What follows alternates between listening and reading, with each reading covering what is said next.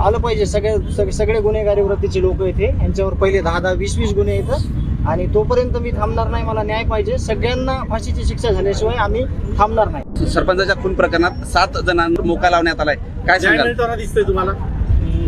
सगळ्या आरोपीवर जोपर्यंत न्यायाला म्हणजे मोका लागत नाही, कुणाचा गुन्हा नोंद होत नाही, खंडणी ते गुन्हापर्यंत हे सगळे आरोपी आहेत, ही संघटित गुन्हेगारी आहे, तोपर्यंत मी यावर प्रतिक्रिया देणार नाही. सगळ्यांवर हा मोका आणि खुनाचा म्हणजे गुन्हा नोंद झाला पाहिजे. पण याच्यातून कराडांचं नाव याच्यात नसल्याची माहिती मिळते.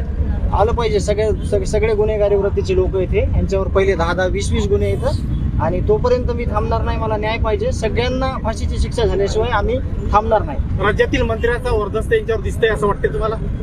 त्याच्यात काय झालंय तपासात, ते तपास आम्ही आज मागवलेला आहे. त्याचं पण स्पष्टीकरण आपण देऊ. आपण त्याच्या तपासात काय झालेलं आहे ते आपल्याला आज संध्याकाळपर्यंत आपण ते तपास मागून घेतलेला आहे. सरपंचाच्या खून प्रकरणात 7 जणांवर मोका लावण्यात आलाय, काय सांगाल? दिसतंय तुम्हाला?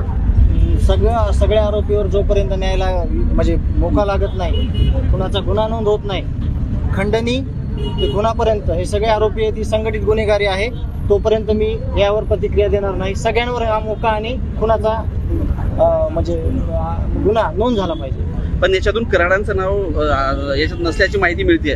आलं पाहिजे. सगळे गुन्हेगारी वृत्तीचे लोक इथे, यांच्यावर पहिले 10-10, 20-20 गुन्हे येतात आणि तोपर्यंत मी थांबणार नाही. मला न्याय पाहिजे. सगळ्यांना फाशीची शिक्षा झाल्याशिवाय आम्ही थांबणार नाही. राज्यातील मंत्र्याचा वर्दस्त यांच्यावर दिसतंय असं वाटतंय तुम्हाला? त्याच्यात काय झालंय तपासात, ते तपास आम्ही आज मागवलेला आहे. त्याचं पण स्पष्टीकरण आपण देऊ. आपण त्याच्या तपासात काय झालेलं आहे ते आपल्याला आज संध्याकाळपर्यंत आपण ते तपास मागून घेतलेला आहे.